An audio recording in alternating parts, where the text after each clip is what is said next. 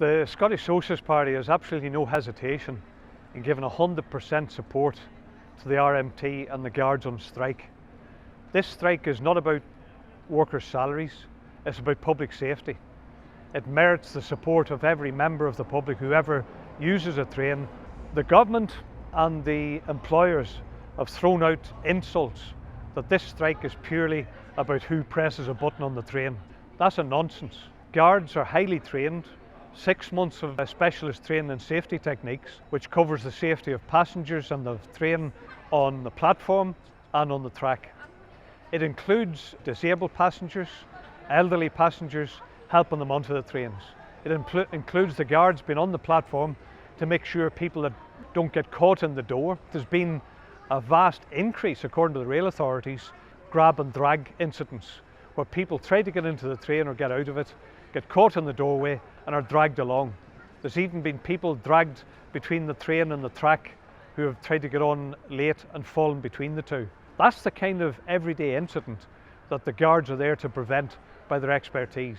And if it's driver only, it puts all the onus on the driver to drive safely and to deal with these issues.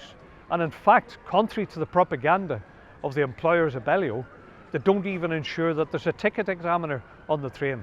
Now, that's no harm to the ticket examiner. They're lower paid, they're not trained to the same extent in safety measures, but on many occasions, trains that are driver only, 20% of driver only trains go without a ticket examiner. That means, for example, if antisocial behaviour breaks out, facing assault or whatever, there's nobody on board apart from the driver to try and prevent that from taking place.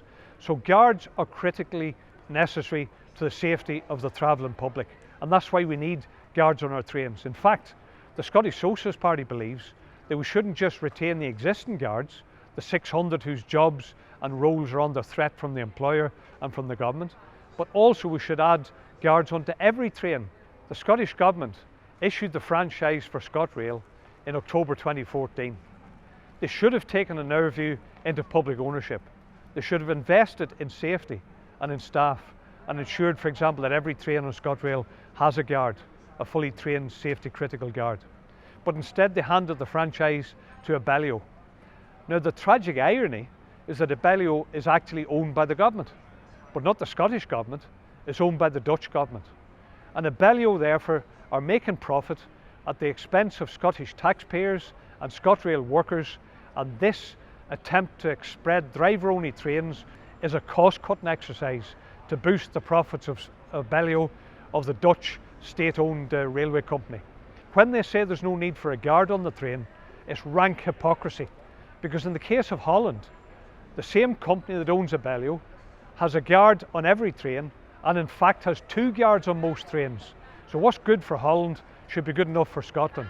That's why we think the Scottish Government should step in, fine them for the disruption to the services that they have provoked by refusing to even talk, by hiring an army of scab managers, by now hiring a lot of vulnerable people, agency workers, to hand out the propaganda to passengers. Instead of doing that, the Scottish Government should step in and stand up for Scotland. The Scotland of the ScotRail workers, not the ScotRail profiteering bosses. They should stand up for safety and say that they're fining Abellio for endangering safety, that they're stripping them of the franchise and bringing ScotRail into public ownership. And also, a word towards the drivers. My appeal to the drivers, who are overwhelmingly member of the ASLEF trade union, is that if they get away with smashing the jobs, the terms, the conditions and the roles of the guards today, the drivers' conditions in terms of work will be tomorrow. That'll be the next target. Because don't forget, this whole exercise in extending driver-only trains is actually driven by the McNulty report of 2011, which was commissioned by the Tory government of Westminster. But if the McNulty report is implemented, it also includes a tax on the conditions of work for drivers. That's the aim. And I therefore would appeal to ASLEF to take action alongside the RMT in order to ensure that they win and prevent an attack on all workers on the railway system and prevent attacks on safety for passengers.